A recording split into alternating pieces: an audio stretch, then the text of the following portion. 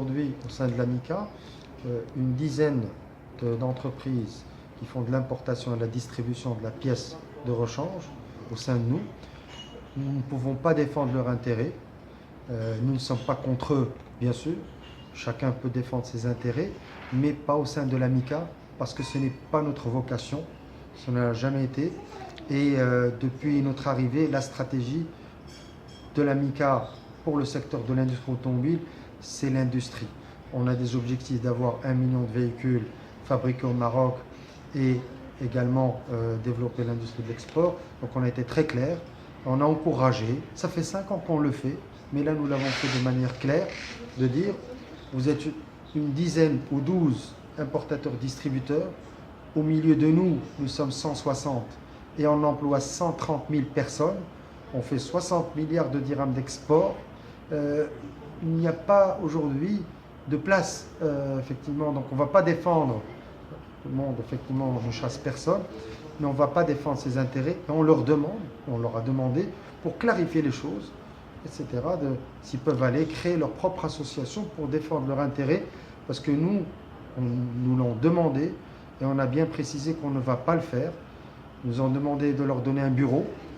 Est-ce que vous imaginez que dans un secteur de cette taille, à côté de nous, il y a des constructeurs automobiles, des équipementiers de grande, petite et moyenne taille, et à côté, on va parler de stratégie pour soutenir de l'importation de pièces de rechange. Ce n'est pas que nous sommes contre, mais ce n'est pas notre vocation. D'ailleurs, l'AMICA reste l'AMICA, Association marocaine pour l'industrie, et devient pour l'industrie et la construction automobile. Donc le mot commerce va sortir carrément de notre appellation. Il faut être très clair. Nous sommes avec la stratégie du pays, la stratégie du secteur automobile et la stratégie pour l'industrie du pays et les orientations de Sa Majesté, parce que nous travaillons dans ces orientations, le secteur automobile, comme vous le savez. Et c'est cette réussite, c'est grâce à ces orientations. Et ces orientations sont l'industrie.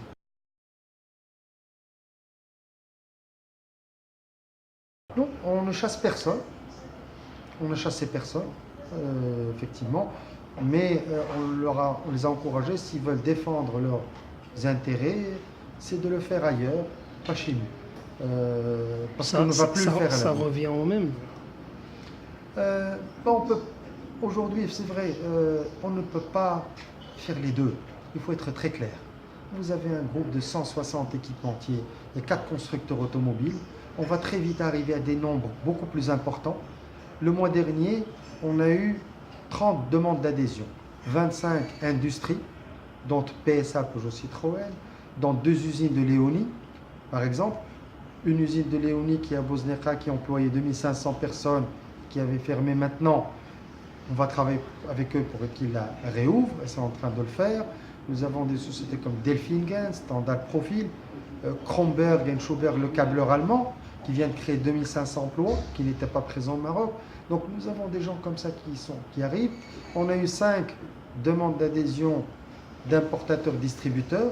Le conseil d'administration l'a refusé parce qu'ils ont dit que nous n'allons pas prendre cette orientation à l'avenir. Et c'est pour ça qu'il n'y a jamais eu, on n'a pas eu plus d'importateurs avec nous. Ça a été très clair, clarifié, et on ne chasse personne, mais on ne va pas défendre ses intérêts.